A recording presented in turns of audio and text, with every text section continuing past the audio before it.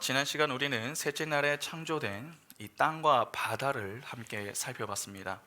이 온통 물로 덮여 있었던 이 지구가 하나님에 의해서 땅과 바다로 분리가 되었습니다. 이는 단지 생물들의 터를 마련한다라고 하는 차원을 넘어서 영적인 교훈이 그 안에 숨어 있다라고 했습니다. 그것은 하나님의 백성은 하나님의 손에 이끌려서 제약된 세상을 상징하는 바다를 건너 죄악이 없는 뭇, 즉 하나님의 나라로 향하게 된다라고 하는 그러한 내용이었습니다. 그런 점에서 홍해 도화 사건은 이를 아주 잘 보여주는 작은 그림이 된다라고 했었죠. 그런데 이는 세례 속에 담긴 의미를 보여주기도 한다라고 하는 것을 확인했습니다. 그러니까 세례를 받는 순간부터 우리는 마른 땅을 걸으며 궁창과 어둠과 바다가 없는 곳을 향하여 계속 걸어가게 되는 것입니다. 그 완전한 천국의 자리로 하나님은 성도와 교회를 인도하시는 것이죠. 여기까지가 바로 셋째 날의 이야기입니다. 여러분, 셋째 날까지 하나님은 생물이 살아갈 틀을 다 완성하셨습니다. 그런데 하나님이 만드신 그 틀이 어떠했습니까? 생물이 살아갈 완벽한 비율로 이 구성이 되어 있습니다. 이 비율이 조금만 깨지면 끝나는 것입니다. 그런데 처음 하나님이 창조하실 때에 세워놓은 그 황금 비율이 아직까지 유지가 되고 있습니다. 이는 그냥 일어나는 일이 아닙니다.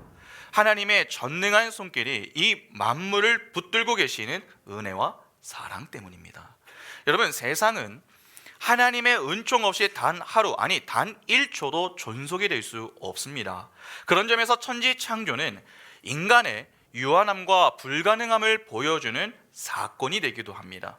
그러면 당연히 이를 깨닫는 자는 무엇을 고백하겠습니까? 시편 8편 1절부터 9절 보시면은 여호와 우리 주여, 주의 이름이 온 땅에 어찌 그리 아름다운지요. 주의 영광이 하늘을 덮었나이다.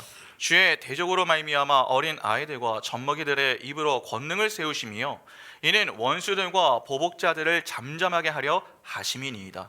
주의 손가락으로 만드신 주의 하늘과 주께서 베풀어 두신 달과 별들을 내가 보오니 사람이 무엇이기에 주께서 그를 생각하시며 인자가 무엇이기에 주께서 그를 돌보시나이까. 그를 하나님보다 조금 못하게 하시고 영화와 종기로 관을 씌우셨나이다. 주의 손으로 만드신 것을 다스리게 하시고 만물을 그의 발 아래 두셨으니 곧 모든 소와 양과 들 짐승이며 공중의 새와 바다의 물고기와 바닷길에 다니는 것이니이다. 여호와 우리 주여, 주의 이름이 온 땅에 어찌 그리 아름다운지요. 바로 이러한 고백을 자연스럽게 하지 않겠습니까? 여러분, 우리가 신앙생활을 하면서 오해하지 말아야 할 것이 있습니다. 우리는 신앙을 쌓아서 독립적인 존재가 되는 것이 아닙니다.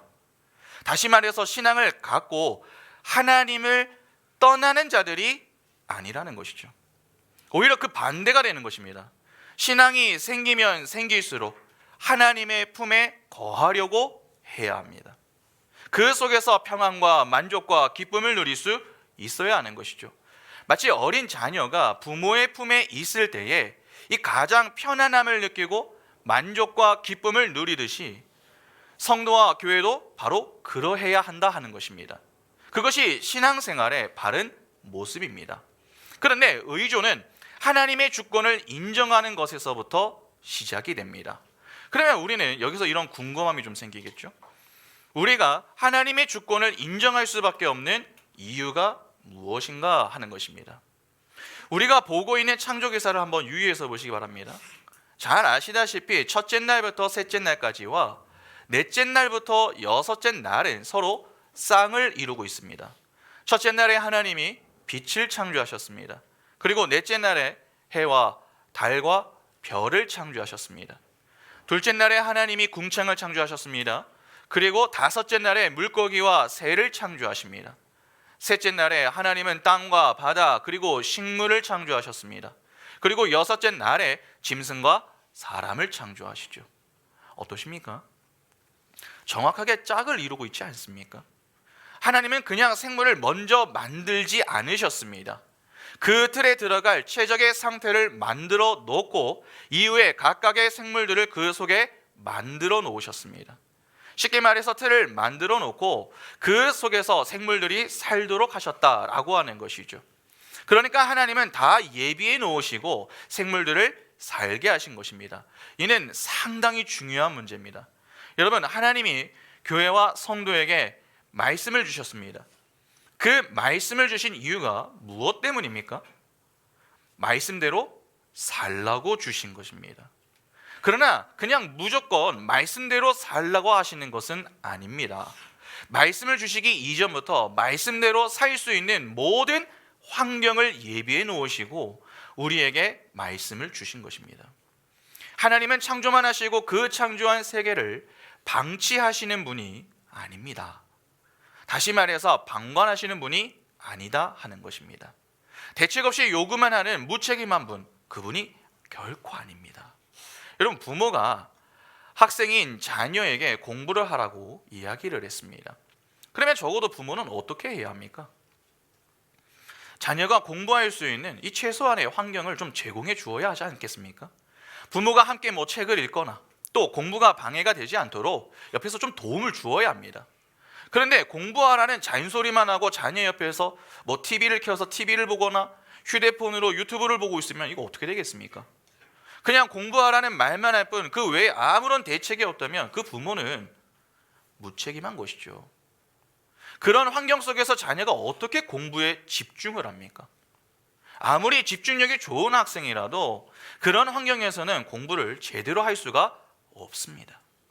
똑같습니다. 하나님은 여러분 그런 분이 아닙니다. 하나님은 영적인 자녀들이 말씀에 순종하며 살아갈 수 있도록 모든 것을 다 예비해 놓으셨습니다. 다니엘을 한번 생각해 볼까요? 다리오 왕 때 다니엘이 사자굴에 던져진 적이 있습니다. 보통 죄수를 여러분 사자굴에 던질 때 어떻게 던지는 줄 아십니까? 사자굴에 던질 때 사자들을 굶겨 놓은 상태에서 죄수들을 넣습니다. 그렇다면 다니엘은 사자굴에 던져지는 그 순간에 어떻게 되어야 합니까? 즉각 죽어야 하지 않겠습니까? 그런데 그는 사자굴에서 죽지 않고 살아나왔습니다. 그 이유가 무엇 때문입니까? 하나님이 이미 사자들의 입을 막아 놓으셨기 때문입니다.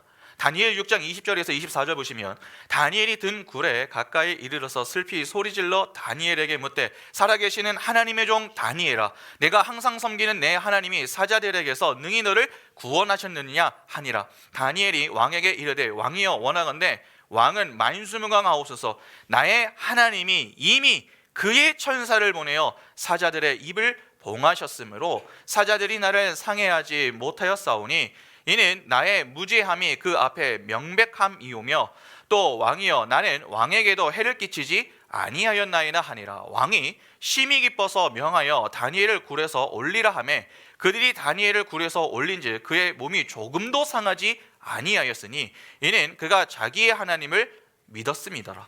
왕이 말하여 다니엘을 참소한 사람들을 끌어오게 하고 그들을 그들의 처자들과 함께 사자굴에 던져 넣게 하였더니 그들이 굴 바닥에 닿기도 전에 사자들이 곧 그들을 움켜서 그 뼈까지도 부스러 때렸더라. 여러분, 다니엘이 사자굴에 던져지고 난 이후에 하나님이 급하게 사자들의 입을 막으신 게 아닙니다. 이미 사자굴에 던져지기 전부터 그들의 입을 막아 놓으셨던 것입니다. 그렇게 모든 것을 다 준비해 놓으시는 분이 하나님이십니다. 그런데 여기서 중요한 게 있습니다. 여러분, 하나님은 자기 백성을 위해서 모든 것을 다 준비해 놓으시는 분이십니다. 그분은 여호와 이레의 하나님이십니다. 그러나 그 준비는 우리가 생각하는 것과는 다를 수 있습니다. 다니엘이 사자굴에 던져지는 것이 다니엘이 생각한 것과 같을 수 있겠습니까? 아브라함이 이삭을 바치는 것이 아브라함이 생각한 것과 같을 수 있겠습니까? 지금 이 1차 수신자, 창세기의 1차 수신자인 이스라엘이 광야 생활을 하는 게 그들의 생각과 같을 수 있겠습니까? 결코 그렇지 않습니다. 그들의 생각과는 전혀 다른 상황이 펼쳐진 것이죠. 때문에 당혹감과 불편함이 얼마든지 생길 수 있습니다. 그러나 분명한 사실은 무엇입니까? 하나님은 우리에게 불필요한 것을 준비하시는 분이 아니다라고 하는 사실입니다. 그들이 말씀에 순종하며 살아가는 데에 꼭 필요한 것을 준비해 놓으십니다. 그러면 성도와 교회가 할 일은 무엇입니까? 하나님은 선하신 분이시며 그 선하신 분이 자기 백성을 위하여 선하게 인도하시는 분이심을 믿고 순종하는 것이죠. 달리 말해서 하나님의 주권을 인정하고 겸손히 하나님을 따라야 한다는 것입니다. 꼭 기억하시기 바랍니다. 내가 생각한 상황과 다르다고 하나님이 잘못된 것은 아닙니다.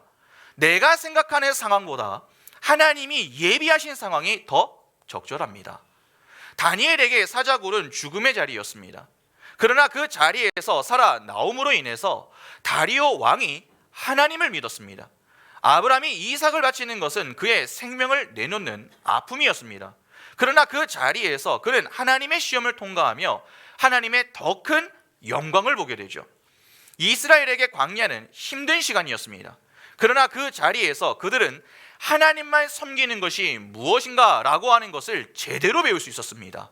여러분, 그것이 중요한 것입니다. 우리는 자꾸 길이 없으면 다 끝이 났다 그렇게 생각합니다. 아닙니다.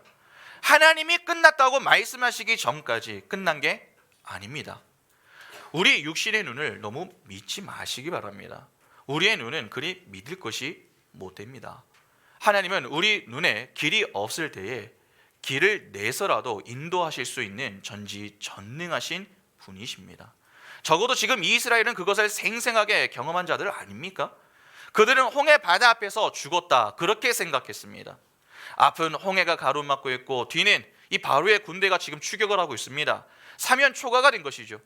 이에 이스라엘은 모든 것이 끝났다고 여기며 자꾸 불평을 했습니다. 그러나 하나님은 그런 그들을 어떻게 하셨습니까? 바다를 갈라서 그들 모두를 살려내셨습니다.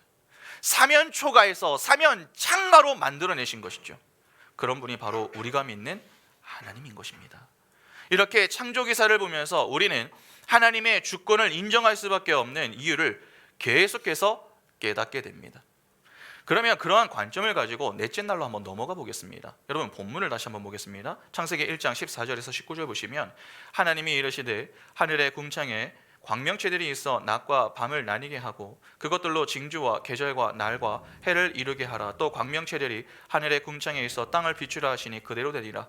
하나님이 두 큰 광명체를 만드사 큰 광명체로 낮을 주관하게 하시고 작은 광명체로 밤을 주관하게 하시며 또 별들을 만드시고 하나님이 그것들을 하늘의 궁창에 두어 땅을 비추게 하시며 낮과 밤을 주관하게 하시고 빛과 어둠을 나뉘게 하시니 하나님이 보시기에 좋았더라. 저녁이 되고 아침이 되니 이는 넷째 날이니라.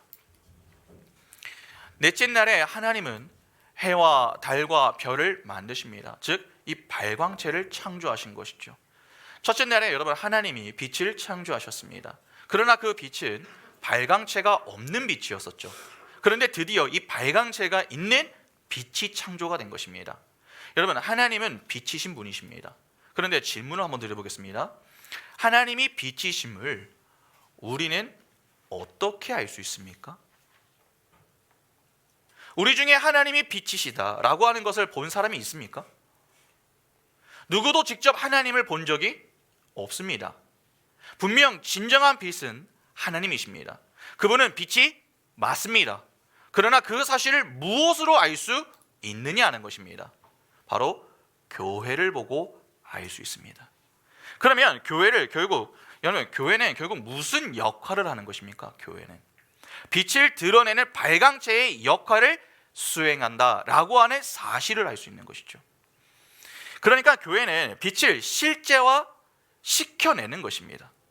해와 달과 별은 그 자체가 빛이 아닙니다. 빛을 드러내는 수단에 불과합니다. 그러면 세상의 빛이신 주님을 알아보지 못하는 것은 여러분 세상의 빛이신 이 주님을 알아보지 못하는 것은 누가 무슨 역할을 제대로 하지 못하기 때문이다 라고 하는 말이 되겠습니까? 교회가 빛의 역할을 제대로 수행하지 못하기 때문이다 라고 하는 말이 되기도 하는 겁니다. 다시 말해서 교회가 타락을 할수록 세상은 더욱 하나님을 알아볼 수가 없다는 것입니다. 하나님을 알아보지 못하면 어떤 문제가 생겨납니까? 하나님을 그냥 이론적으로만 생각을 하겠죠. 관념적으로 하나님을 사고하는 겁니다. 그래서 삶이 없습니다. 이론과 지식은 있는데 삶이 빠져 있습니다. 그것이 이 오늘날의 모습 아닙니까?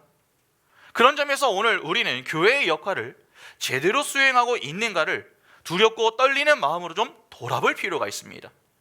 여러분, 교회는 교회다워야 합니다. 그래야 세상은 그 교회를 통해서 하나님을 바라볼 수 있습니다. 교회 자체가 빛은 아닙니다. 빛을 드러내는 발광체의 역할을 하는 곳이 교회입니다. 첫째 날 빛은 하나님의 속성을 보여준다고 했습니다. 그것은 존재의 속성일 뿐 그 자체가 하나님은 아닙니다. 그 발산된 그분은 그분의 영광을 발산하는데 그 발산은 반드시 물질을 통해서만 드러납니다. 그래서 하나님이 그 중에 수단으로 삼으신 게 바로 교회인 것이죠. 성도가 여러분 신앙생활을 하는 목적이 무엇입니까? 예수 믿고 천국 가는 것입니까? 여러분, 예수 믿고 천국 가는 거 아닙니다. 천국은 목적이 아닙니다. 수단입니다. 우리는 하나님의 영광을 위해서 사는 자들입니다. 그러니까 우리는 하나님의 영광을 드러내는 자들이 되어야 하는 것이죠. 그러면 그 영광은 어떻게 드러납니까? 하나님의 말씀에 순종하는 것으로 드러납니다. 하나님은 그분의 영광을 발산하고 우리는 그 발산된 영광을 말씀에 순종하는 것을 통해서 다시 드러내게 되는 것입니다. 성경은 그것을 착한 행실이라고 이야기합니다. 다시 말해서 말씀에 순종하는 것이 곧 하나님의 영광을 드러내는 것이 된다는 것이죠. 마태복음 5장 16절에 이같이 너희 빛이 사람 앞에 비치게 하여 그들로 너희 착한 행실을 보고 하늘에 계신 너희 아버지께 영광을 돌리게 하라. 그러면 생각해 보시기 바랍니다. 우리가 왜 순종을 해야 하는 것입니까? 순종의 삶을 통해 세상이 하나님을 보게 만들기 위해서입니다. 그것이 하나님의 영광입니다. 그러면 이를 달리 표현하면 하나님은 영광의 빛을 발산하여 교회로 하여금 말씀에 순종하게 하심으로 세상 사람들로 하나님의 영광의 빛을 보게 하신다는 것이죠. 그런데 그때 반드시 동원되는 것이 무엇입니까? 말씀에 대한 순종입니다. 그러니까 우리는 말씀에 순종하는 삶을 통해서만 하나님이 빛이시다라고 하는 것을 증거할 수 있는 것이죠. 그리고 그렇게 사는 우리를 빛이라고 부르는 것입니다. 그래서 교회가 빛을 잃어버리면 세상은 빛을 알아볼 수 없다. 그렇게 이야기하는 것입니다. 우리가 무언가를 많이 한다고 여러분 하나님의 영광이 드러나지 않습니다. 요즘 교회들마다 자꾸 성도들에게 행위를 자꾸 요구하죠. 부흥회나 엉뚱한 모임을 만들어 놓고서 자꾸 참여하라고 합니다. 헌금을 많이 하라고 합니다. 봉사와 전도와 선교에 참여하라고 합니다. 그래야 빛이 온 땅에 전해진다. 그렇게 포장을 해서 이야기하는 것이죠. 아닙니다. 그런 행위로는 하나님을 드러내지 못합니다. 오히려 행위만 있고 말씀에는 무관심함으로 인해 생겨나는 수많은 오류와 문제들이 있습니다. 하나님의 빛은 오직 교회가 말씀대로 살 때에만 전해질 수 있습니다. 그러니까 우리의 삶이 대단히 중요한 것입니다. 왜 그렇게 말씀을 배우는 일에 우리가 그렇게 사활을 거는 것입니까? 바로 말씀에 순종함으로 하나님의 빛, 즉 영광을 드러내기 위함 때문입니다. 그런 우리를 보면서 세상 사람들은 하나님이 살아계시는구나, 하나님은 빛이시구나, 그것을 깨닫게 되는 것입니다. 그 일을 위해 하나님이 우리를 부르시고 사용하시는 것이지 우리 인생에 부귀영화나 승승장구하는 그러한 인생을 허락하기 위해서 부르신 게 아닙니다. 하나님을 미신적으로 믿지 마시기 바랍니다. 그러나 문제가 있습니다. 교회는 그러할 만한 능력이 있습니까? 그러할 만한 능력이 없습니다. 그래서 하나님이 택하신 방법이 있습니다. 바로 교회를 예수와 연합시키는 것입니다. 빛이신 예수에게 딱 붙여 놓으신 것이죠. 그러면 예수와 동행하는 자의 인생 속에서는 반드시 무엇이 드러나겠습니까? 빛이 드러나는 것입니다. 그래서 바울이 그의 서신을 쓸 때에 자주 강조하는 표현들이 있습니다. 바로 주 안에서, 성령 안에서, 이러한 표현들입니다. 주 안에서, 이 몇 구절만 좀 볼까요? 로마서 14장 14절 보시면 내가 주 예수 안에서 알고 확신하노니 무엇이든지 스스로 속된 것이 없으되 다만 속되게 여기는 그 사람에게는 속되니라. 고린도전서 15장 58절에 그러므로 내 사랑하는 형제들아 견실하며 흔들리지 말고 항상 주의 일에 더욱 힘쓰는 자들이 되라. 이는 너희의 수고가 주 안에서 헛되지 않은 줄 알미라. 에베소서 5장 8절에 너희가 전에는 어둠이더니 이제는 주 안에서 빛이라. 빛의 자녀들처럼 행하라. 이 밖에도 사용된 곳이 정말 많이 있습니다. 그런가 하면 성령 안에서라고 하는 이 표현도 상당히 많이 나오는데 세 구절만 한번 보겠습니다. 로마서 9장 1, 2절 보시면 내가 그리스도 안에서 참말을 하고 거짓말을 아니하노라. 나에게 큰 근심이 있는 것과 마음에 그치지 않는 고통이 있는 것을 내 양심이 성령 안에서 나와 더불어 증언하노라. 고린도전서 6장 11절에 너희 중에 이와 같은 자들이 있더니 주 예수 그리스도의 이름과 우리 하나님의 성령 안에서 씻음과 거룩함과 의롭다 하심을 받았느니라. 에베소서 2장 22절에 너희도 성령 안에서 하나님이 거하실 처소가 되기 위하여 그리스도 예수 안에서 함께 지어져 가느니라. 이렇게 바울은 항상 하나님과의 연합을 강조합니다. 그러니까 우리가 빛을 드러내게 됨은 곧 하나님이 우리를 예수와 연합시켜 놓으셨기 때문입니다. 그런 일방적인 은혜로 인해서 영광스러운 사명을 감당하며 살아가고 있는 것이죠. 그런데 이를 오해했던 자들이 있습니다. 그들이 바로 바리새인들과 유대인들이었죠. 그들은 율법을 지키면 빛이 드러날 수 있다, 그렇게 여겼습니다. 그러나 예수와 연합되지 않은 상태에서의 율법 지킴은 아무리 지켜도 빛을 드러내지 못합니다. 그 지킨 율법은 율법주의가 될 뿐입니다. 결코 하나님의 영광이 되지 못합니다. 그래서 그들이 지킨 율법이 다 자기 의로 향했던 것이고 예수는 그런 그들을 가리켜서 너희는 어둠 속에 있는 자들이다, 그렇게 말씀하셨던 겁니다. 그러니까 율법을 지키는 행위 자체가 곧 빛을 드러내는 것은 아닌 것입니다. 여러분, 우리는 율법을 지키죠. 말씀에 순종을 합니다. 그러나 그 순종은 내 의를 드러내기 위함이 아닙니다. 하나님의 영광, 즉 하나님의 빛 되심을 드러내는 것에 목적이 있어야 합니다. 예수께서 그러한 인생을 사셨죠. 요한복음 14장 9절에 예수께서 이르시되 빌립아 내가 이렇게 오래 너희와 함께 있으되 내가 나를 알지 못하느냐. 나를 본 자는 아버지를 보았거늘 어찌하여 아버지를 보이라 하느냐. 바로 이 모습이 교회에게 있어야 한다는 것입니다. 예수를 통해 성부 하나님을 보게 되었듯이 작은 예수를 통해 하나님을 볼 수 있어야 한다는 것입니다. 그러니까 교회는 하나님을 드러낼 수 있는 존재가 되어야 합니다. 그러면 당연히 교회의 관심과 방향성은 어디에 있어야 합니까? 교회의 관심은 오직 예수 그리스도가 되어야 합니다. 그러면 교회의 방향성은 어떠합니까? 관심이 예수에게 있다면은 그 방향성은 그분의 가르침과 인도하심에 순종하는 쪽으로 향하지 않겠습니까? 여러분, 교회는 다른 것에 관심을 가질 필요가 없습니다. 예수에게 관심을 두어야 합니다. 예수가 누굽니까? 로고스, 말씀입니다. 말씀에 관심을 갖는 게 중요합니다. 그래야 말씀에 순종하는 삶을 살 수 있으며 그 삶을 통해서 하나님이 뜻하신 대로 세상은 그 순종의 인생을 사는 교회를 통해 하나님이 빛이시란 사실을 알 수 있는 것입니다. 그러니까 보이는 교회를 통해서 보이지 않는 하나님을 이해할 수 있도록 해야 한다 하는 것이죠. 그러기 위해서는 교회의 관심이 여러분 바뀌어야 합니다. 관심을 둘 것에 관심을 두고 관심을 두지 않아야 할 것에는 과감히 미련을 버려야 합니다. 그런데 오늘날 많은 교회들을 보면은 이 예수와의 연합에는 별로 관심이 없습니다. 다른 것에는 관심을 많이 두면서도 정작 이것에는 관심을 두지 않는 것이죠. 그래서 빛을 제대로 드러내지 못하는 것입니다. 우리는 그렇지 못한 교회를 보면서 자꾸 지적을 하죠. 저 교회는 이래서 문제다, 저 교회는 이래서 문제다, 저래서 문제다. 여러분, 그러나 지적보다는 그렇기 때문에 하나님께서 우리를 예수와 연합하게 하셨구나, 그 은혜와 사랑을 생각하고 감사할 수 있어야 됩니다. 그리고 그렇게 살지 못하는 이들을 위해서 기도할 수 있어야 됩니다. 그런 점에서 오늘 우리는 어떻습니까? 교회인 우리를 통해 세상 사람들이 진정 하나님을 바라보고 있습니까? 아니면 우리를 보며 여전히 세상 사람들은 세상을 보고 있습니까?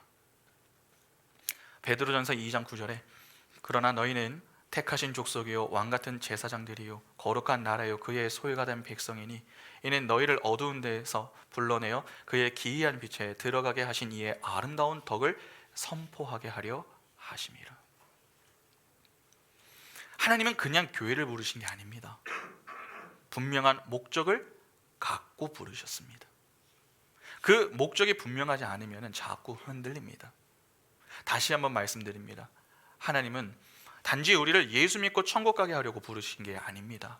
자꾸 예수 믿고 천국 가는 것에 집중하지 마시기 바랍니다. 그러면 여러분 기독교는요 불교와 똑같아집니다. 그렇게 되면 우리 역시 불교와 같이 이 땅에서의 고행과 수행을 자꾸 하려고 하겠죠. 그래서 불교가 말하는 극락을 기독교식의 표현으로 바꾸어 천국에 가려고 하게 됩니다. 아닙니다. 하나님은 그런 정도를 위해서 우리를 부르신 게 아닙니다. 예수를 믿는 그 순간부터 우리는 천국 백성입니다. 그 천국 백성으로 복음을 전하게 하기 위해서 부르신 겁니다. 다시 말해서 하나님의 영광을 드러내는 자로 우리를 부르셨다는 것이죠. 그러니까 자꾸 무언가를 하려고 하지 마시고 우리에게 허락하신 주님의 말씀을 잘 배우는 일에 힘을 내시기 바랍니다. 여러분 오늘 본문을 보시면 하나님이 넷째 날에 발광체를 만드셨습니다. 그 발광체는 교회의 역할을 보여줍니다. 그러면 하나님은 무엇을 추구하려고 하시는 겁니까? 크게 세 가지가 있습니다. 첫째는 분별과 순종입니다. 여러분 오늘 본문 14절부터 16절을 다시 한번 보시기 바랍니다. 하나님이 이르시되 하늘에 궁창에 광명체들이 있어 낮과 밤을 나뉘게 하고 그것들로 징조와 계절과 날과 해를 이루게 하라. 또 광명체들이 하늘의 궁창에 있어 땅을 비추라 하시니 그대로 되리라. 하나님이 두 큰 광명체를 만드사 큰 광명체로 낮을 주관하게 하시고 작은 광명체로 밤을 주관하게 하시며 또 별들을 만드시고. 자, 여기 보시면 주야의 구별이 나옵니다. 고대 이스라엘 당시에는요 이 애굽의 태양신을 뭐라고 불렀냐면 라라고 불렀습니다. 라. 그래서 모세는 태양이라는 표현을 사용하지 않고 발광체라고 하는 표현을 사용합니다. 이는 이스라엘로 하여금 오해를 하지 않도록 하기 위한 이 목적으로 그렇게 사용한 것이죠. 일식이 생기면 사람들은 이 태양신에게 어떤 문제가 생겼다 그렇게 여겼습니다. 그리스 로마 신화를 보면 다양한 신들이 좀 있지 않습니까? 여러분 하늘의 신 누굽니까? 제우스. 이거를 이제 뭐 바꿔서 얘기를 하면 주피터가 되겠죠. 그리고 태양의 신 아폴로, 포이보스, 달의 신 아르테미스, 다이애나 등 다양한 신들을 만들었습니다. 그 모든 것은 피조물인데 지금 이 모세가 얘기하는 건 그것입니다. 그것들을 만든 분이 바로 여호와 하나님이시다 이겁니다. 그러니까 혼동하면 안 되는 것이죠. 분별을 해야 합니다. 그런데 16절을 보면 주관하다라고 하는 말이 나옵니다. 이는 통치하다라고 하는 뜻입니다. 큰 광명체와 작은 광명체가 이 세상의 자연현상을 주관하는 하나님의 도구가 됩니다. 해와 달에 의해서 모든 피조물이 주관이 됩니다. 그래서 해와 달에 따라 식물이 살기도 하고 죽기도 하죠. 피조물의 생존을 주관하는 방법이 이 두 광명체를 수단으로 사용되어지는 것입니다. 인간은 하나님의 대리 통치자로 이 권위를 위임받았습니다. 그러나 하늘의 해와 달과 별을 정할 수 있는 권위는 아닙니다. 다시 말해서 우리 마음대로 하는 것이 아니라는 것이죠. 자연과 관계없이 통치하는 게 아닙니다. 인간은 하나님이 정해 놓으신 법칙과 방식에 따라 통치를 해야 합니다. 다시 말해서 하나님이 세운 질서에 순종해야 한다는 것이죠. 여러분 성경은 지혜를 뭐라고 합니까? 지혜. 성경에서 지혜 뭐라고 이야기하죠? 우리 청년들 알지 않습니까? 한번 물어볼까요? 우리 청소년 친구들 꼭 이름 이거 부를 것 같으면 이제 고개를 숙이겠는데, 자 우리 청소년 친구들, 찬이야, 성경에서는 지혜를 뭐라고 할까?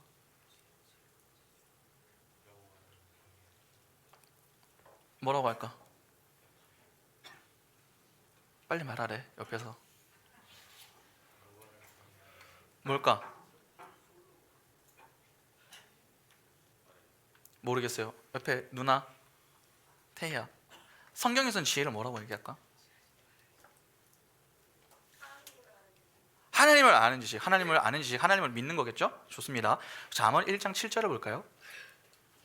뭐 대부분의 답이 하나님을 믿는 거 이러면 대충 답은 다 맞아요. 잠언 1장 7절 보시면 여호와를 경외하는 것이 지식의 근본이거늘 미련한 자는 지혜와 훈계를 멸시하느니라. 잠언 9장 10절에 여호와를 경외하는 것이 지혜의 근본이요 거룩하신 자를 아는 것이 명철이니라. 바로 하나님을 경외하는 것이다, 그렇게 이야기합니다. 여러분, 잠언에서의 지식과 지혜는 크게 다르지가 않습니다. 그래서 같은 내용의 다른 표현을 쓰고 있는 겁니다. 여러분, 경외라는 게 무엇입니까? 경외, 두려워한다라고 하는 이 의미가 있습니다만 결국 그 말씀에 순종한다라고 하는 뜻입니다. 내 방식대로 하나님을 섬기는 게 아닙니다. 하나님이 정하신 방식대로 섬기는 겁니다. 그것이 중요합니다. 바로 이 원리가 정확하게 이 적용이 되었었던 사건이 무엇입니까? 가나안 땅 점령 사건입니다. 여리고 전투를 잘 아시죠? 그때 그들이 어떻게 승리를 할 수 있었습니까? 하나님의 방식에 순종을 하는 방식으로 승리했습니다. 여호수아 6장 1절부터 5절 보시면 이스라엘 자손들로 말미암아 여리고는 굳게 닫혔고 출입하는 자가 없더라. 여호와께서 여호수아에게 이르시되 보라 내가 여리고와 그 왕과 용사들을 내 손에 넘겨 주었으니 너희 모든 군사는 그 성을 둘러 성 주위를 매일 한 번씩 돌되 엿새 동안을 그리하라. 제사장 7은 7 양각 나팔을 잡고 언약궤 앞에서 나아갈 것이요 일곱째 날에는 그 성을 7번 돌며 그 제사장들은 나팔을 불 것이며 제사장들이 양각 나팔을 길게 불어 그 나팔 소리가 너희들에게 들릴 때에는 백성은 다 큰 소리로 외쳐 부를 것이라. 그리하면 그 성벽이 무너져 내리리니 백성은 각기 앞으로 올라올지니라 하시매. 하나님이 정하신 방식이 있습니다. 그런데 그 방식을 보면 어떻습니까? 전쟁하고 별로 이렇게 연관이 없어 보입니다. 그러나 그 방식에 여호수아와 백성들이 순종을 했습니다. 그러자 그 결과가 어떻게 나타납니까? 여호수아 6장 20절과 21절 보시면 이렇게 말씀합니다. 이에 백성은 외치고 제사장들은 나팔을 불매 백성이 나팔 소리를 들을 때에 크게 소리질러 외치니 성벽이 무너져 내린지라. 백성이 각기 앞으로 나아가 그 성을 들어가서 그 성을 점령하고 그 성 안에 있는 모든 것을 완전히 바치되 남녀노소와 소와 양과 나귀를 칼날로 멸하니. 완승을 거둡니다. 그런데 이와 정반대의 상황이 그 전투 후에 벌어집니다. 바로 아이성 전투입니다. 여리고에 비하면요, 아이성은요 아주 이 작은 성에 불과했습니다. 때문에 쉬운 싸움이다 그렇게 여겨졌었죠. 그러나 이스라엘은요 보기 좋게 패배를 합니다. 이는 그들이 자기 방식을 고집하여 싸웠기 때문입니다. 이처럼 성경은 하나님이 정한 법칙과 원리에 순종할 것을 자꾸 교훈을 합니다. 그러니까 우리는 우리의 삶의 문제를 어떻게 해결할 것인가 하는 것을 고민해야 합니다. 그 기준은 하나님의 말씀입니다. 그 말씀을 가지고 분별하고 순종을 해야 하는 것이죠. 여러분, 부모가 자녀를 양육합니다. 그러면 어떻게 자녀를 양육해야 합니까? 성경을 보면은 어디에서는 자녀에게 매를 들어라 그러한 내용이 나오기도 하고 또 어디를 보면은 자녀를 노엽게 하지 말아라 그러한 내용이 나오기도 합니다. 뭐 어떻게 하라는 겁니까? 여러분, 그러니까 부모는 주의 깊게 성경에 관심을 갖고 보아야 하는 것입니다. 이를 달리 말해볼까요? 무관심하여 대충 양육하는 것은 죄라는 것입니다. 가끔 믿는 부모들 가운데 자녀 문제를 두고서 이렇게 말씀하시는 분이 있습니다. 하나님이 그 인생을 알아서 책임지실 겁니다. 여러분, 어떻게 들리십니까 이 말이? 듣기에는 매우 신앙이 좋은 것처럼 들리지 않으십니까? 그러나 이는 상당히 하나님을 미신적으로 믿는 겁니다. 하나님이 알아서 책임지시면 왜 자녀에게 부모를 허락합니까? 하나님이 부모를 허락하심은 그 부모를 통해 자녀를 양육하게 하기 위함 때문입니다. 그러면 부모는 부모의 위치에서 죽는 날까지 최선을 다해 자녀를 양육해야 하는 것이죠. 그러면 자녀는 부모를 어떻게 공경해야 합니까? 무조건 따라야 합니까? 자녀야 졸지 말고. 여러분, 무조건 따라야 합니까? 아닙니다. 주 안에서 공경해야 합니다. 그러면 부부는 또 어떻습니까? 서로의 역할을 바르게 이해를 해야 합니다. 그러나 이는 말처럼 그리 간단한 문제가 아닙니다. 사실 이에 대한 이해가 부족하기 때문에 세상은 계속 가정이 깨지고 신음하는 이야기들로 가득한 거 아닙니까? 성경을 바르게 알고 훈련해야 합니다. 그래서 하나님이 어떻게 살라고 하는가를 알아야 하는 것이죠. 그리고 그 원리와 방식이 무엇인지 이해하고 믿음으로 순종하며 살아야 합니다. 그때 문제가 해결되는 것입니다. 그러니까 우리는 좀 꼼꼼해질 필요가 있습니다. 왜 신앙생활이 여러분 그렇게 어려운 줄 아십니까? 꼼꼼해야 하기 때문에 그렇습니다. 우리는 너무 대충대충 하려고 하는 습성이 있습니다. 아닙니다. 꼼꼼해야 합니다. 그런데 주로 누가 꼼꼼합니까? 주로 누가 꼼꼼하죠? 이거 모르십니까? 여러분 주로 누가 꼼꼼한가요? 선천적으로 그거 타고나야지 꼼꼼해집니까? 이건 부지런한 자입니다. 그런 점에서 신앙인은요 게으름이 합당치 않습니다.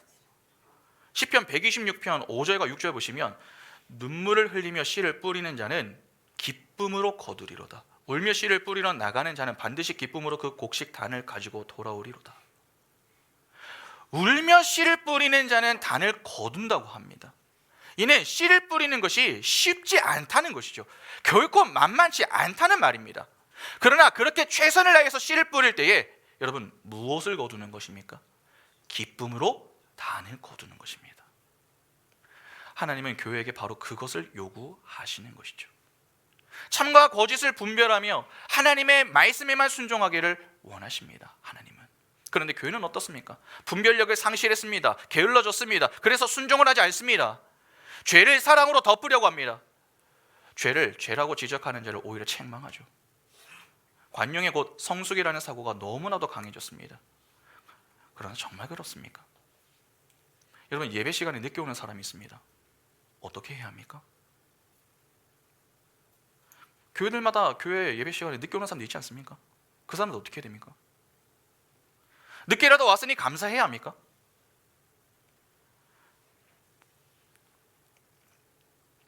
여러분 그렇게 생각해서 혼을 내면 안 됩니까? 아니면 예배 시간에 늦게 온 것을 혼내야 합니까? 부득이한 사정과 상황 때문에 가끔 늦는 것은 어쩔 수 없습니다. 그러나 그것이 반복되면 반드시 혼을 내야 됩니다. 왜 그런 줄 아십니까? 그 사람은 예배를 매우 가볍게 생각하고 있는 자이기 때문에 그렇습니다. 그것은 다름이 아니라 틀림입니다. 다름은 다름으로 인정할 수 있어야 합니다. 그러나 틀림은 다름이 아닙니다. 때문에 틀림에 대해서는 반드시 지적을 하고 넘어가야 됩니다. 왜 오늘날 교회들이 잘못에 대해서 치리를 하지 않습니까? 평소 알고 지내던 인간적인 정 때문에 죄를 보고도 한번 눈 감아주자 그렇게 이야기하는 이유가 무엇 때문입니까? 참과 거짓을 구분하지 않으려고 하기 때문입니다. 그만큼 지금 기독교가 타락을 한 것이죠. 뒤에서는 열심히 욕합니다. 아무개 집사는 이래서 문제고 아무개 목사는 저래서 문제라고 그렇게 이야기합니다. 그러나 앞에서는 어떻습니까? 욕 안 합니다. 하하호호 웃으며 부담스러운 이야기 안 합니다. 여러분 하나님이 빠지면 그 교회는 사람 중심의 교회가 됩니다. 그러면 말씀보다 자신의 명예와 자신의 자존심이 중요해집니다.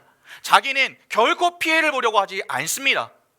그렇게 죄를 보면서 그냥 가려주면서 신앙생활하는 것이 아무리 여러분 그럴듯한 말과 행동으로 포장하고 좋은 모임을 많이 갖는다고 해도 하나님은 기뻐하지 않으십니다. 교회가 참과 거짓을 구분하지 못하면 그것은 병이 든 것입니다. 다시 말해서 죽은 교회라는 것이죠. 그런 교회는 결코 세상에게 빛을 드러내지 못합니다. 기준이 있어야 됩니다. 그 기준이 없으면 망하는 것입니다. 다른 것은 몰라도 여러분 기준은 버리면 안 됩니다.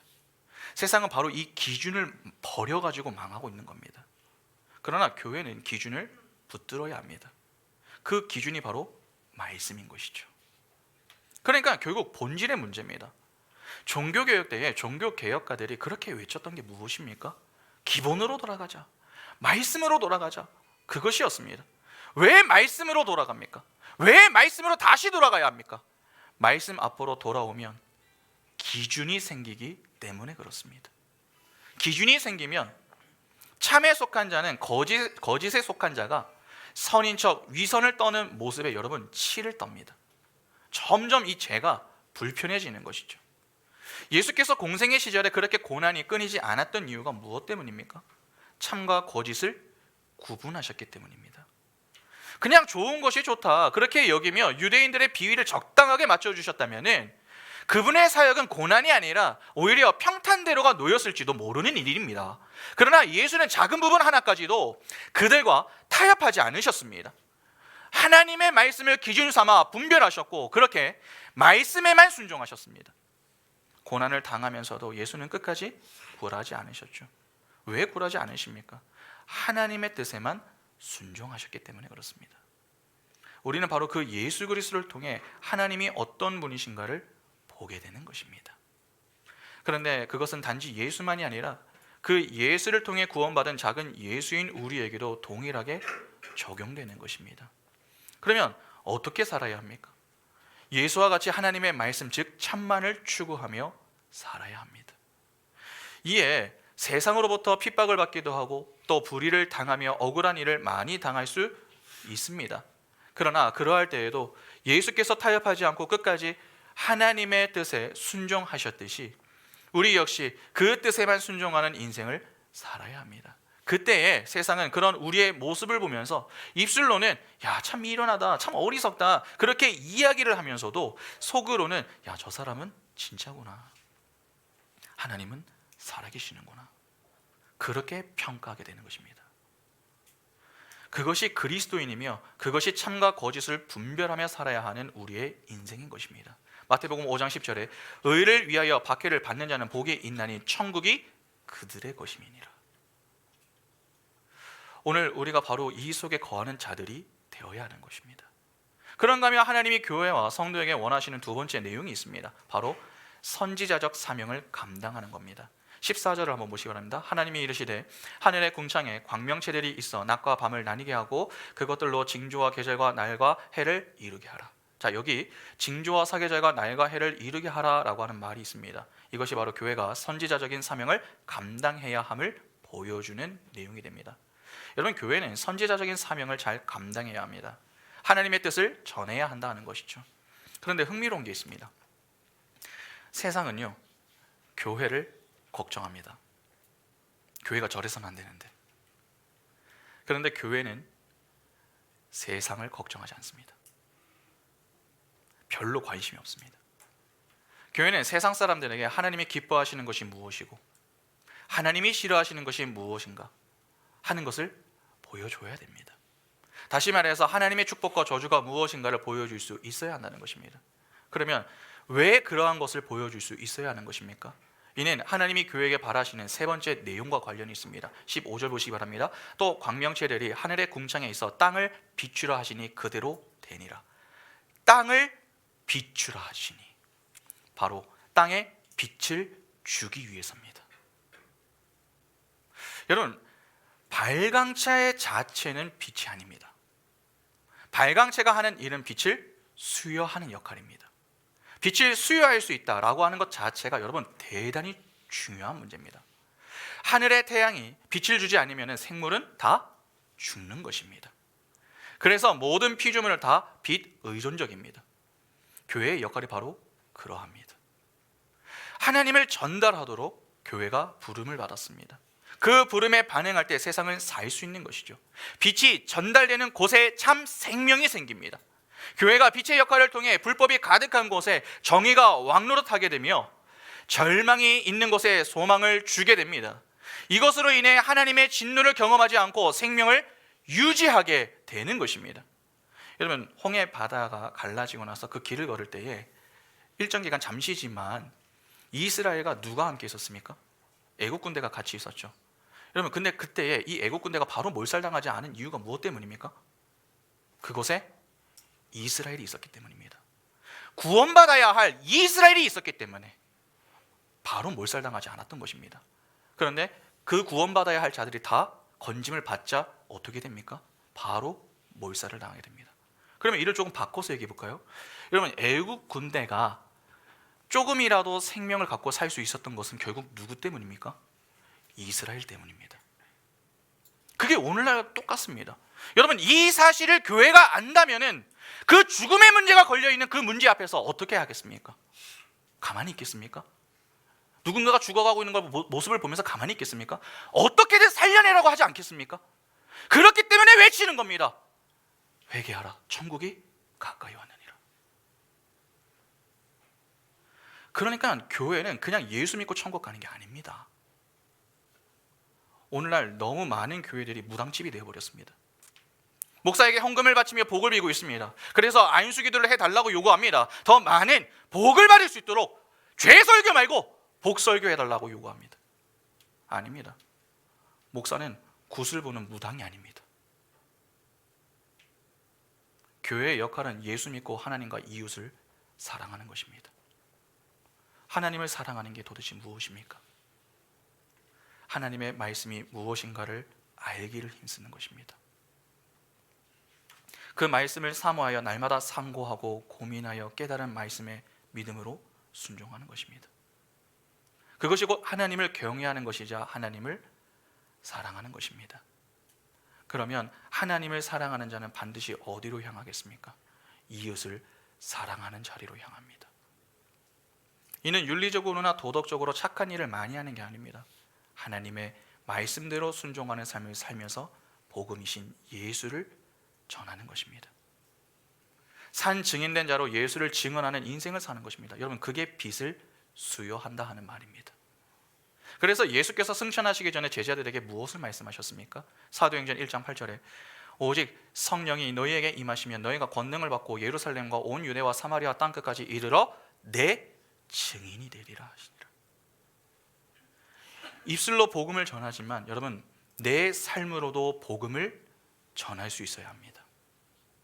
그것이 세상의 빛과 소금의 역할인 것입니다. 그렇게 살 때에 어둠이 물러가게 되는 것입니다. 꼭 기억하시기 바랍니다. 내 방식이 아닙니다. 하나님의 방식입니다. 그 정하신 방식이 있습니다. 그 방식과 질서에 따라 살아야 합니다. 그런 존재로 하나님이 우리를 창조하셨습니다. 광명체와 같은 존재로 창조된 교회는 빛을 전달하는 역할을 해야 합니다. 그런데 그냥 수행하는 게 아닙니다. 잘 수행해야 합니다. 진리와 거짓을 구분하며 선지자적인 사명을 가지고 빛을 전해야 합니다. 그것이 살아있는 교회요, 하나님이 기뻐하시는 교회인 것입니다. 디모데후서 4장 2절에 너는 말씀을 전파하라. 때를 얻든지 못 얻든지 항상 힘쓰라. 범사의 오래 참음과 가르침으로 경책하며 경계하며 권하라. 왜 우리가 때를 얻든지 못 얻든지 복음을 증거해야 합니까? 그 복음을 수여받은 광명체이고 또 지음을 받은 자들이 바로 우리이기 때문입니다. 오늘날 이 역사 속에 왜 자꾸 어두운 이야기만 들려오는 것입니까? 빛이신 하나님이 없기 때문 아닙니까? 그런데 이 말은 빛이신 하나님이 없으면 빛이신 하나님을 증거해야 할 제대로 된 교회가 없다는 아주 가슴 아픈 말이 되기도 함을 잊지 마시기 바랍니다. 오늘 우리는 어떻습니까? 진정 그 일을 제대로 감당하고 있습니까? 혹시라도 그렇게 못하고 있다면 다시 말씀의 자리로 나오시기 바랍니다. 목사님, 또 말씀의 자리입니까? 네, 또 말씀의 자리입니다. 우리는 평생 말씀의 자리에 나와야 합니다. 그래서 하나님이 어떤 분이시고 그분이 우리를 어떤 존재로 부르셨는가, 그것을 자꾸 확인해야 합니다. 오늘 우리를 광명체로 부르신 그 빛이신 하나님만 바라볼 수 있기를 바랍니다. 그리하여 하나님이 정하신 뜻에 따라 믿음으로 순종하여 참과 거짓을 구분하고 선지자적인 사명을 감당하며 어둠 속에 있는 자들에게 하나님의 빛 되심을 증거하여 하나님의 영광을 드러낼 수 있는 사명자들이 바로 우리 모두가 될 수 있기를 간절히 소망합니다. 우리 시간 같이 함께 찬양하겠습니다.